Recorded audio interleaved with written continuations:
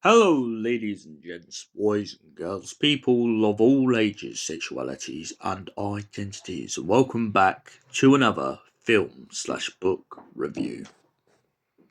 And today's film/book review is once again The Hunger Games. And we're here with the sequel, Hunger Games Catching Fire. So, what is the rough plot of this second book and film? The rough plot is Katniss is in the doghouse. Yes, the capital isn't happy about her defiance during the first Hunger Games with the berries. So to punish her for it, they've kept her doing everything she would normally do after a Hunger Games, but with a little twist. She's returned home to District 12 after a victory tour to discover that her peacekeeper has been replaced by a man named Thread. Now, who is Fred, you may be asking? Well, he is kind of a cross, in my opinion, between Moff Tarkin and Thorn from the Rebel series.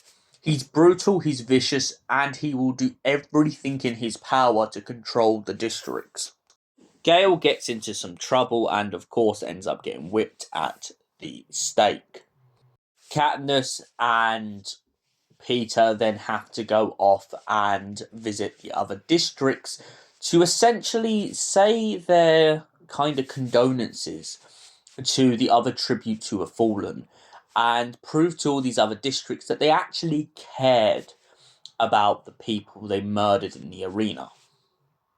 However, what makes this even harder for Katniss, other than the fact of what's going on home in District 12, is the fact that she goes to District 11 and finds herself heartbroken. Yeah, she's absolutely heartbroken when she finds herself looking into the eyes of the family of Rue. Katniss tries to keep herself together. However, when returning to the capital, she finds it even tougher when her and her designer, Cinna, find themselves in a very precarious situation in which they know President Snow is watching them.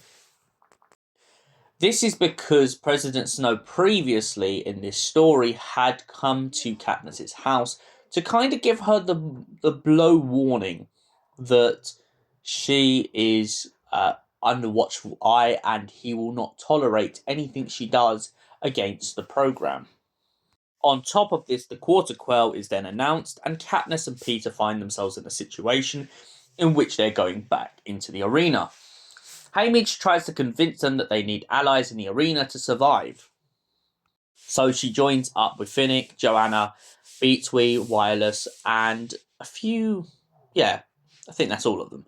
But essentially, they all team up. Wireless sadly dies, gets stabbed on the cornucopia. Beatwee comes up with an idea to rig some electricity to a tree. And Katniss manages to shoot an arrow to destroy the entire arena and pretty much save her and her allies from the constant onslaught of the games. Katniss is then airlifted out of the arena to find that she is lost and lost for words when she suddenly realizes that the games weren't playing out the way she thought they were. So before I give my overall score for this edition, let's get into talking about the book. The book does a great job, I would say, in Susanna Collins' words, really giving you more in-depth into Katniss's thoughts and a lot of things that happen. For starters, we're introduced to a spurtle. I think I said that right. Which is to help get water out of a tree. Now, in the book, it takes a lot longer for Katniss to essentially figure this out. She just picks it up and doesn't know what it is.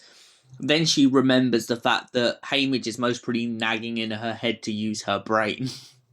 Another thing that happens in the book and in the film, though, is at the party, one of Cinna's stylists comes up to Katniss and Peter and essentially says that they need to drink this liquid to guzzle down more food, because the liquid allows them to go in the bath and throw it up and then pretty much eat more. However, in the book, it goes into greater detail for the reason why Peter and Katniss don't accept this drink.